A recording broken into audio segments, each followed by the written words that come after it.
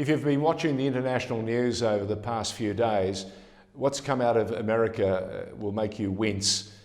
To make some sense of what's happened, let's cross to our Los Angeles correspondent via Zoom. Natalie Sadie, welcome to The Informer.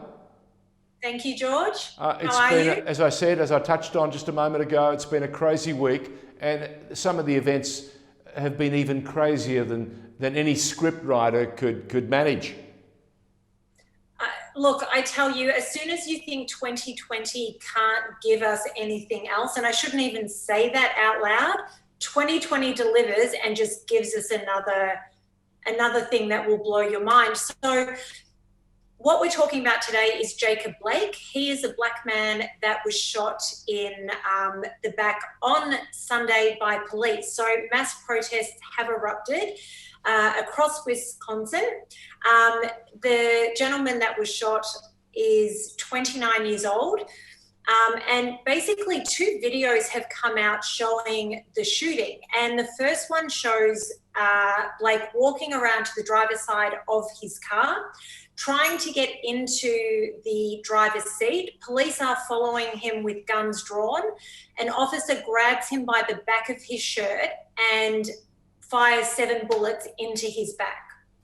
So that vision in itself is absolutely shocking. Yeah, it's so damning. The police officer, his name is Rustin Shesky. He was identified today. So while this is all happening, you can hear that there are a lot of people around. They're all screaming, no, no, no. And as he's being shot, there is a woman in the vision that is jumping up and down, screaming. What came out after this video emerged is that Blake's 3 children were in the car and witnessed the entire incident. So I don't know how, as children, you ever get over that. Then a second video emerged, and it's from a different angle of exactly the same incident. And it does show a brief struggle with police before Blake gets up and walks around the car and is shot. So their reports initially came out saying that Blake was trying to break up a fight between 2 women. And as the police were following him, people were screaming at them. He was breaking up the fight. He wasn't involved. But according to the Department of Justice and Kenosha Police today, police were dispatched to the residence after a female called and reported her boyfriend was there when he wasn't supposed to be, and that the police attempted to arrest Blake. They used a taser, and that didn't work. So hang on, the insinuation you've just made there is yes, that he was in contravention of an AVO. Well, they haven't actually said AVO or restraining order. All they have said is that a woman called and said he wasn't meant to be there. So the insinuation is that, wow, but it certainly hasn't been said.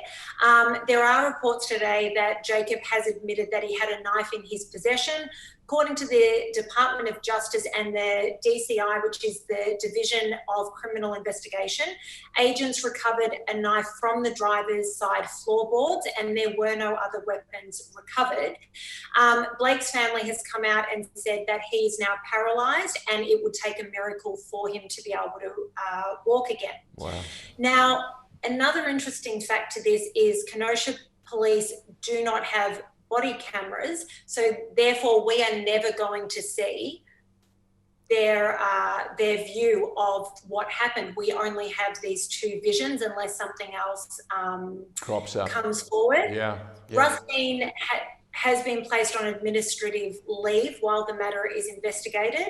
And so then obviously with something so incredible and the vision really is disturbing, protests broke out. So then last night, if you can believe this even happened, a man with a long gun who has now been identified as a 17-year-old named Kyle Rittenhouse was walking down a street and he began firing his weapons at protesters. He shot 3 people and killed 2 of them. It's been reported that earlier, as in before the vision that has been captured was taken, He had shot somebody and apparently walked away saying, "I've just killed somebody." Protesters started chasing him down the street, trying to apprehend him.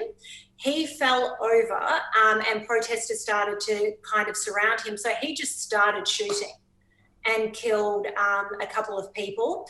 So he then is walking up the street, very clearly carrying this gun, and there is vision of all of this happening. Police arrive in armoured vehicles. There were a large number of police vehicles. He had his hands up. You could see the gun. People were saying, "He's the shooter. He just shot some people." And the police drove straight past him and let him walk off into the night. So has he been captured, or they? He was captured. He has been captured now. Yeah. What an extraordinary! He was. What an extraordinary sequence of events that you've just detailed for us. And of course, I think the basketball in America, what they call the NBA, has decided that in protest they're not going to play this weekend's round of games, and there is a suggestion that the league may well decide that they're going to suspend the rest of the season.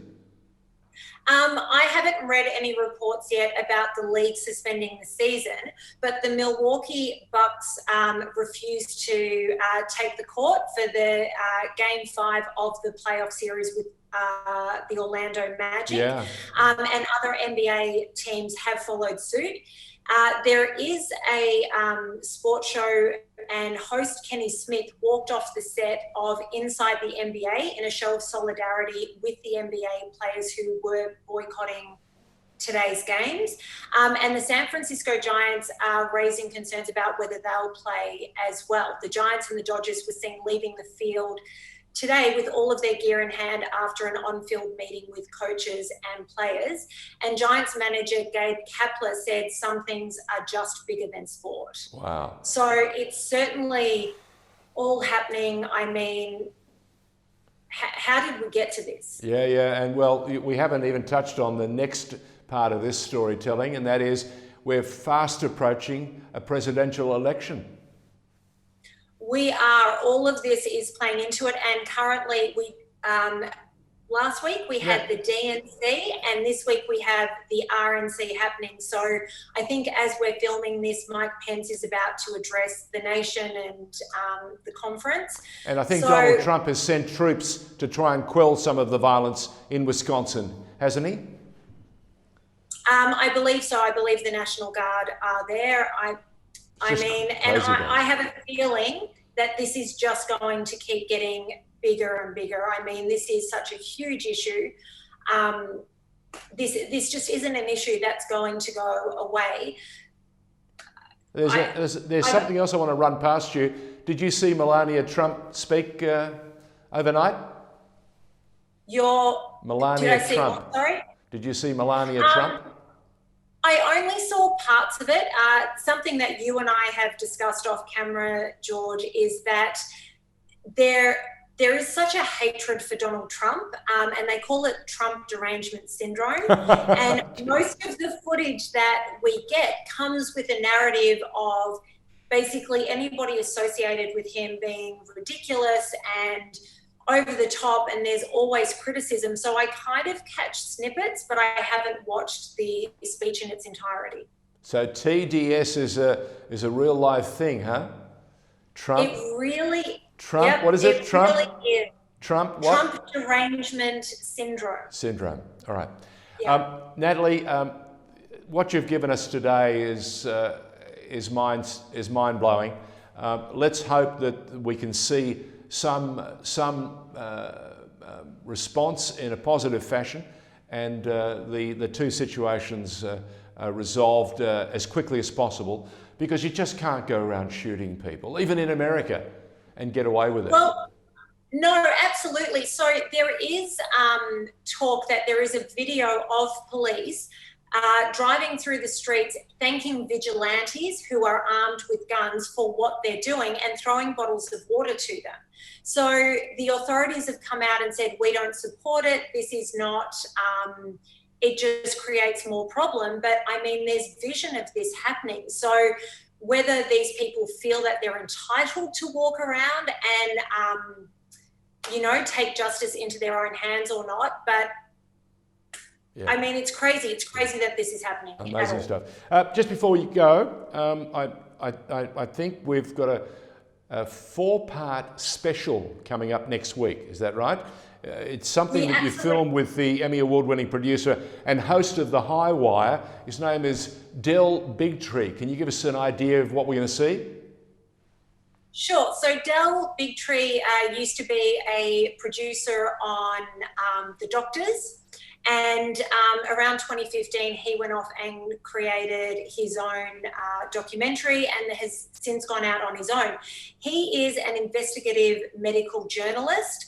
And because we at The Informer like to give all points of view, we are discussing coronavirus. So we are covering 4 topics. We're covering the very controversial hydroxychloroquine, the vaccine that we're being told in Australia will be mandatory, or as mandatory as they can make it. We're discussing masks. If and when it passes the tests.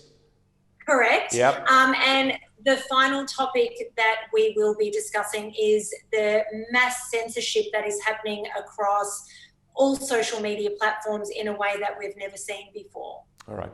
Natalie Sadie giving us the latest from Los Angeles and the rest of the United States. Thank you, Nat. Thanks, George. Natalie Sadie.